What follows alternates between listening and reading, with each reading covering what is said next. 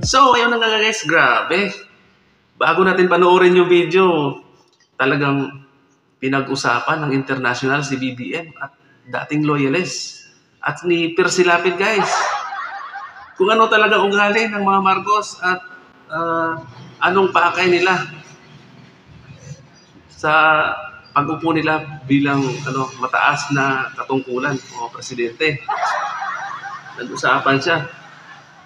Grabe. Tingnan natin guys kung ano yung sinabi. Lunahin natin si Congressman Cardima. Dating loyalist yun. Solid na Marcos supporters yun. Tapos di niya ay nakala na siya pa pala magtanggal sa posisyon niya. Si BBM pa pala magtanggal sa posisyon niya. Kinuha niya pang ninong sa kasal yun. Tapos kung napapansin niyo, noong dating pangangampanya, talagang kinampanya niya si Marcos. Kinalaban niya yung UP doon. Talagang siya yung nagrarally doon sa tapat na BBM supporter talaga. Pinakita niya talaga siya, BBM supporter. Tapos, kay sila apid guys. Panoorin mo natin yung kay Cardima. Talagang dismayang-dismaya siya. Kasi ganyan pala talaga ugali ganyan pala talaga ugali sa Marcos. Wala siyang pakialam sa tulong ko na lang. Wala siyang pakialam sa mga loyalists, lalo-lalo na sa mga Pilipino. Ang totoong pakay niya sasabihin ng international. Loyalist kami ni Congresswoman Cardema.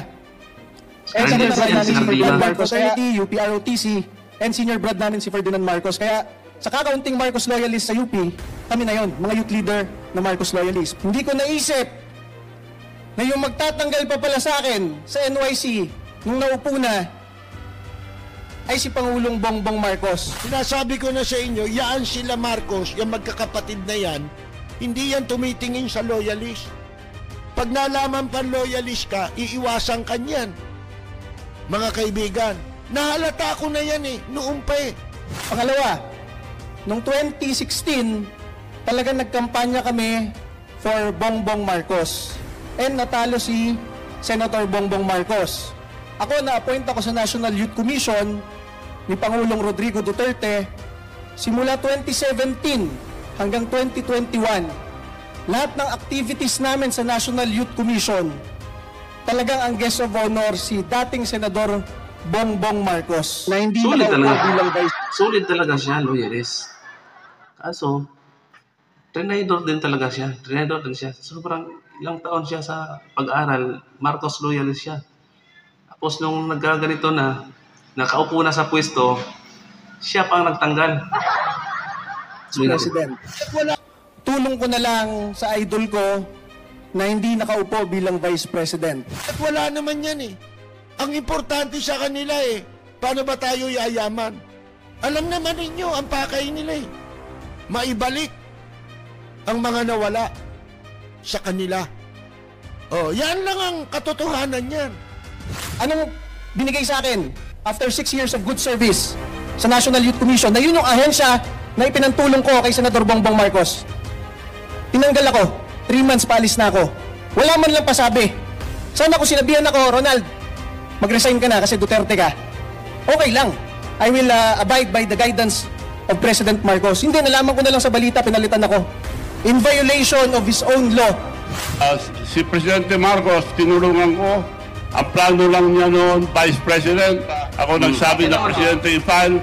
Pero pagkan si Sara, napakalakas ni Sara, bababa ka, I'll have the leverage to talk to Sara na maging Vice President ka, protected ka na, hindi ka naman dandaya. Tinulungan ko si President Marcos, hindi pa ko in-endorse ko. I-endorse ako, pasalamat kay President Marcos. Kung hindi niya ko i-endorse, salamat pa rin. Wala. Pasalamat ako kay President Duterte dahil in-endorse ako. Bulgar nitong sinabi sa publiko na minsan ang tila tinulungan nito si President BBM. Hindi lamang noong nanalo ito sa pagkapangulo, kundi lalo na nung tila nililigawan pa lang nila ang nooy Davao City Mayor na si Sara Duterte. Sa naging revelasyon ng billionaire businessman, sinabi mismo ni Chavit Singson na siya ang nag-udyok kay BBM na tumakbong pangulo. Ngunit kung kakandidato sa parehas na posisyon ang Noy Alcalde ng Davao, kailangang bumaba ni BBM dahil alam niya sa kanyang sarili na hindi ito mananalo. Laking gulat nga raw ng businessman billionaire na tila sa kabila ng pagbibigay puwang ni Vice President Sara Duterte na kumandidato na sa pagkapangulo si BBM. Kalakip ang mga nakapagkasunduan na itutuloy ang ilang mga proyekto ng dating Pangulo at ama ni Sara na si Rodrigo Duterte. Tila bumaliktad na raw ang lahat. Sa naging pahayag mismo ni Chavez Singson, nagpasalamat ito dahil hindi pa man siya nagfa-file ng kanyang COC ay buong tapang na siyang inendorso ng dating Pangulong si Rodrigo Duterte. Susuportahan ko si Chavez, kaibigan ko at seasoned politician yan. Correct. Kung sabihin mo sa day-to-day buhay ng Pilipino, nasa kamay niya, sa katagal niya sa politik, alam niya ang problema ng Pilipino kung ano doon sa pinakamababa. Yan ang importante dyan, yung alam mo ang problema eh. Hindi yung graduate ng mga summa cum laude na mga cum laude tapos pagdating doon magsalita, hindi nila kapa yung ano talaga yung kate doon sa baba ng Filipino community. Chavez Singson, ganun lang yan. Not that because he's my friend, but because alam ko at alam ninyong lahat na matagal sa politika yan. Maraming nalaman na yan yung problema ng ordinaryong Pilipino. Habang ang kanyang nooy tinulungan sa pagkandidato noong 2022 presidential election na si BBM ay tila wala raw siyang narinig na kahit anong endorso. Nabuko eh. Kasama si Ochoa sa mga nag-i-screen. Mga kaibigan, bakit nila kinuha yan? Di ba yan mga dilawan? Mga kaibigan, ang totoo niya, walang dilawan-dilawan sa walang hiya. Sabi ko nga sa inyo, nasa sa tao yan. Ano kinalaman ng dilawan sa katarantaduhan niya? Pagkakasama, hindi niyo na mabanggit na dilawan. Kayo nga mga gago, kayo mga loyalist eh. Hinasabi ko na sa inyo, yaan sila Marcos, yung magkakapatid na yan, hindi yan tumitingin sa loyalist. Pag nalaman pa loyalist ka, iiwasan ka niyan. Mga kaibigan, nahalata ko na yan eh, noong pa eh. Mga kaibigan, matagal na, pag-uwi pa lang nila dito, nahalata ko na eh. Kaya hindi na rin tayo lubos na nagtiwala sa mga yan. Mga kaibigan, nanonood na lang tayo sa kanila. Sapagkat wala naman yan eh. Ang importante sa kanila eh, paano ba tayo yayaman? Alam naman ninyo, ang pakay nila eh.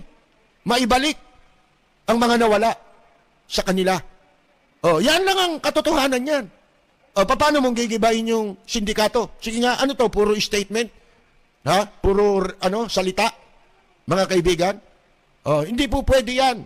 Para maipakita ninyo ang tunay ninyong hangarin, maipapakita yan sa pamamagitan ng gawa, hindi sa daldalan lang. How can you trust? There are two other elements you need to add. Philippines just flipped. Yeah. We just flipped Philippines now. So Philippines is going with the U.S. against China. Philippines, because remember, during Duterte, Duterte moved towards China. Yeah. Marcos Bongbong, that's his nickname. After his visit to the U.S., now he's being flipped. And I bet you this, during the visit, some arrangement has been made. I'm sure. And you know what it's about? His family assets. Because they were frozen in the U.S. So he just flipped. Yeah. I just did a video on it. Well, and honestly, how can you trust anybody whose assets are frozen in the United States who's a leader? Like, how can you trust that? That's true. There are two other elements you need to add. Philippines just flipped. Yeah. We just flipped Philippines now. So Philippines is going with the U.S. against China. Philippines, because remember, during Duterte, Duterte moved towards China. Yeah. Marcos Bongbong, that's his nickname. After his visit to the U.S., now he's being flipped. And I bet you this, during the visit, some arrangement has been made. I'm sure. And you know what it's about? His family assets. Because they were frozen Yeah. in the US. So it just flipped. Yeah. I just did a video on it. Well, and honestly, how can you trust anybody whose assets are frozen in the United States who's a leader? Like, how can you trust that? That's true. Add to what you said, there are two other elements you need to add. Philippines just Wala siyang pakialam sa tunay, wala talaga siyang pakialam sa inyo, sa atin, Pilipino. Ang habol lang nila, maibalik yung mga kayamanan nila na nawala, family assets sa ibang bansa. Yun lang. So huwag niyo makalimutan guys na mag-subscribe, like at i-share ang ating video. Maraming salamat. God bless.